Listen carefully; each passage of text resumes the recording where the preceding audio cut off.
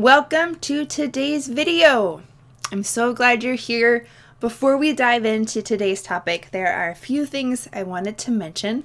First, if you are enjoying this content and enjoying the channel, I invite you to give this video a thumbs up as well as subscribe.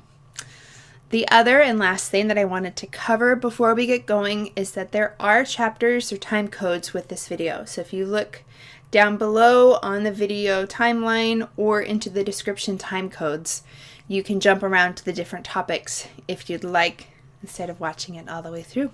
That's it. With that, let's jump in to what your website designer needs to know to build your website. Hiring a web designer to build your website and to manage your website so that you can go do other areas of your business is just smart delegating. But how do you choose? Choosing a web designer could set you up for many years of a relationship with this person who can learn more and more about what your business needs as it grows and know how to reflect that on your website to best showcase your business. Picking a web designer is something that is an investment in money. We all know it costs money to have someone else build your website. It is an investment in upfront time because you do want to interview and you do really want to learn what they need and what you need and if it's a match. But putting in that time and money investment can really set you up to focus on doing work in your business, which is where you need to be, instead of on your business, which is what the web designer can help you with. This list, it's not exhaustive. I'm not going to cover every single thing that you may need to discuss, but it is going to give you a really good snapshot of things that you should be asking the web designer and what the web designer is going to be asking of you so that you can come to the table prepared as well. I have created a PDF if you wanted to use that in your interviews. It's linked in the bio. I also have a blog post on this topic as well if you're more of the person who learns by reading than watching. With that, let's get into the first topic. Do you have a current website? Are you starting from scratch, building a brand new website, or do you already have one that needs updated? Most web designers have a chosen platform or CMS that they prefer to work with. A CMS is called a content management system, and it's what most websites are built on these days. I have included a link to an article in the description if you wanted to learn more about it. Here at DTK Studios, we predominantly work with a platform called ZephyCMS. Some other ones that you're probably familiar with or have heard of before are Squarespace or WordPress or Shopify or Wix. These are all content management systems. For the video, I'm going to use CMS or platform interchangeably, talking about the same thing, what your website is on. If you have your website already hosted somewhere and this web designer who you're really connected with doesn't work on that platform, they may not be the right option for you. Or it may be worth having a conversation with them to figure out what would be the time and financial investment for them to basically build you a new website on the platform that they manage. Or does that help you with the next person that you interview to say, okay, do you have experience in this platform if you want your website to stay there? Knowing what platform or platforms your web designer is familiar with can help the conversation to know what the pros and cons are for your specific business. Do you have the marketing copy written? Marketing copy is anything written on your website or your social media or your email newsletter, anything written that helps you sell your products or services. Writing effective copy is an art. It is something that you can do on your own, or you can hire a professional whose job it is to write marketing copy. Some web designers will write the copy for you. Some web designers work within an agency where they have another team member to write it. Some designers will hire out and have someone to write the copy for them. And some designers expect you to have copy ready for them before they actually start building your website. This is a great conversation to have in the beginning, because if you don't have the copy written or we're expecting them to write it for you, it's good to get an idea and agree upon the best path of how long it may take you to write the copy, if they're going to have any input. If they do have resources to help you write the copy, how much extra may that be on top of the website build? Do you have your images, graphics, and or videos picked out? The images, videos, and graphics on your website can be as persuasive as your marketing copy for those potential clients or customers. There are both free and paid options for you to find these. Some free options are Unsplash, Pexels, or Pixabay. Some really great paid options are iStock or Big Photo. All of those have links down in the comments below. You may also have photos of your own, like a headshot or product shots that were taken by yourself or by a professional photographer. Having this conversation with your web designer beforehand gives you both a clear view of what is going to be needed in order to build your website. Similar to the marketing copy, your web designer may or may not help you with acquiring these images, videos, or graphics. If you need different images or new images or videos or graphics for your website, have a written agreement with your website designer. You should know how much money is going to be set aside, whether you will be paying that or if it's included in the website build proposal. Also have it written who owns those images, videos, and or graphics after the website is built. If you want to have the rights to those, you'll need to pay for them, but it's good to have in writing just in case, so that you know that you can take those with you and use them in other social media, marketing, or if you leave that web designer and go somewhere else, if those images, videos, and graphics will be available to you or not. Are you a product-based business, a service-based business, or both? Product and service-based businesses each have their own different tools and applications to help their customers or clients purchase product or pay or schedule for the different services or needs. If you sell products, what platform are you using? Is it something like Etsy or Shopify or SquareUp?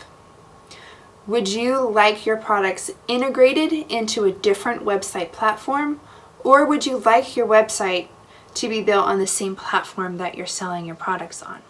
If you're a service-based business, do you have scheduling software? Do you have a way for people to pay for your services through your website, or do you bill them later? For either type of business, will you be using email marketing or email to communicate with your clients or customers, and do you want a sign-up box on your website?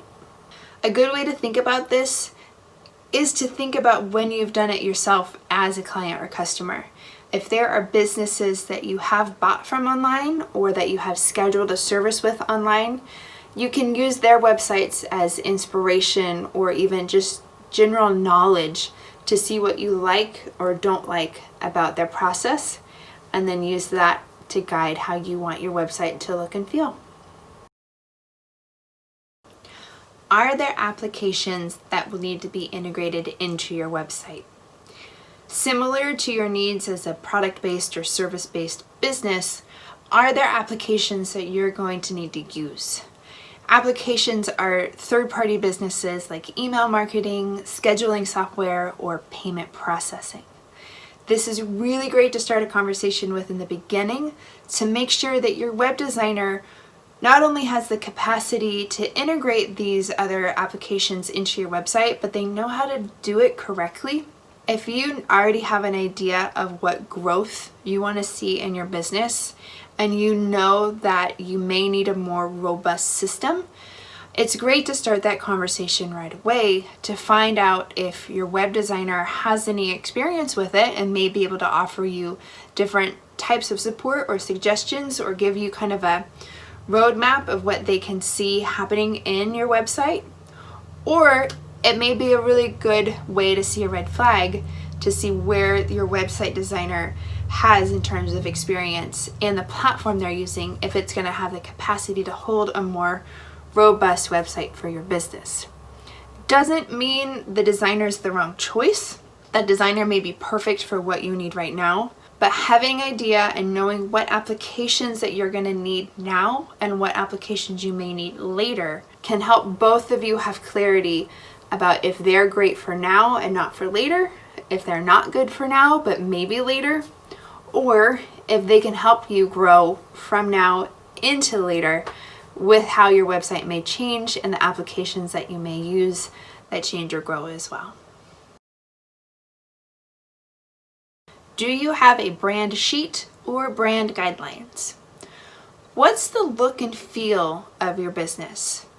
Do you have a logo, colors, typography, and graphics picked out?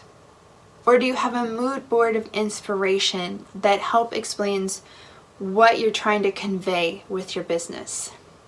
Being open and honest with your web designer about where you're at in that process is very important.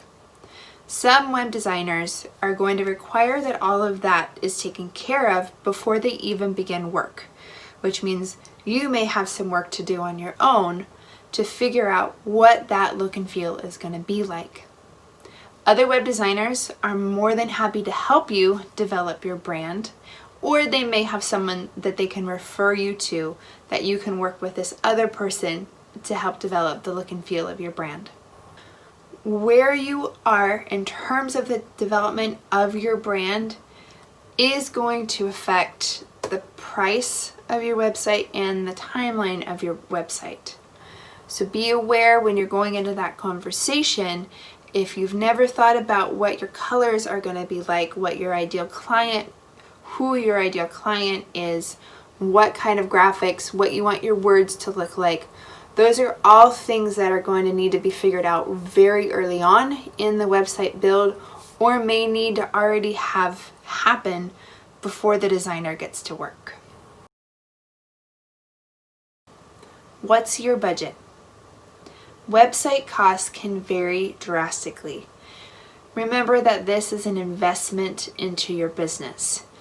Your website is usually the first impression that your business has on any potential client or customer. When you take the time to find a website designer that is willing to work with you beyond the initial build, it frees you up to go work on other areas of your business and really get into doing what you want to do in the business instead of working on the business and maintaining and updating a website. Website costs can start around $2,000, and depending on the complexity and needs can go up to $10,000 or more. The more specific you can be with your website designer from the beginning of what you really need, the better they're going to do at giving you a proposal that really reflects how much time it's going to take for them to build it and how long it's going to take. Another thing to remember within the budget is once the initial website is built, anywhere from $2,000 to $10,000 and beyond, there are going to be either monthly or annual costs associated with the website. This includes the hosting to keep it on the internet. It usually includes security, and it also includes any maintenance or hourly time by the website designer. So keep that in mind when you're having this conversation of what it's going to cost once the website is launched. Who is your ideal customer? Who you are trying to attract to your website will greatly affect the look and feel of it. Take, for example, if you're trying to attract a woman who has children, who is trying to find a life coach, that website is going to look very different than you're trying to attract someone who, say, does mountain bike off-road racing, trying to find a bicycle repair shop. These websites are going to look different. Now, just because you have this ideal client in mind, it doesn't mean that your website's only going to attract this type of person, or that your website is not going to attract anyone else beyond them.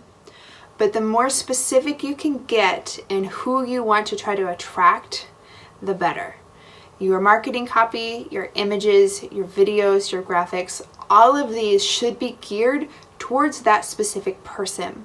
That way, you can speak directly to them and really show your expertise and your knowledge and why they should trust you so that you can get their business. Maintenance and upkeep of your website. What's your vision of your interaction with your website once it's launched? Do you want to have access into the back end of your website to post your blogs, or to change pricing, or to update wording? Or are you planning to be completely hands-off and delegate all of these things to your website designer? I think I've said this in every single topic, but this is a great thing to talk to your web designer about. When both of you understand the workflow expectations after the website is launched, it will help your website designer factor in any training they may have to do to help explain where you can work in the website and where maybe you shouldn't work inside your website. Because the last thing you want to do is affect the look or the functionality of your website and then have to wait for your web designer to go in and fix it. On the other hand, if you're completely hands-off and expect to delegate any work to the website designer, that's a totally different conversation. How often are you expecting them to need to make updates? Are you going to do a blog post a week? Do you have seasonal changes within your website, especially if you're a product-based business? What's your expectation for the turnaround time? If you provide your web designer with something that needs to be changed, both of you should decide on how much time it should take them to do those changes or to post a blog post. It's also really good to know what costs are going to be associated with that. Does the web designer do an hourly rate and then bill you at the end of each month for how much they've worked? Do you give them a retainer of time, and if they go over it, you guys can have a conversation? Or do they have bulk packaging that each month you can pay for a certain number of hours that may not roll over, but those are the hours that you were promised to have work done on your website? I'm going to say it again. These are good things to have a conversation with your web designer before you guys sign any sort of agreement. Have a clear view of what your expectations are during the build of the website and the upkeep and maintenance. What's your deadline for launching your website? Some web designers may be booked up 4 to even 6 weeks out before they can even start work on your website.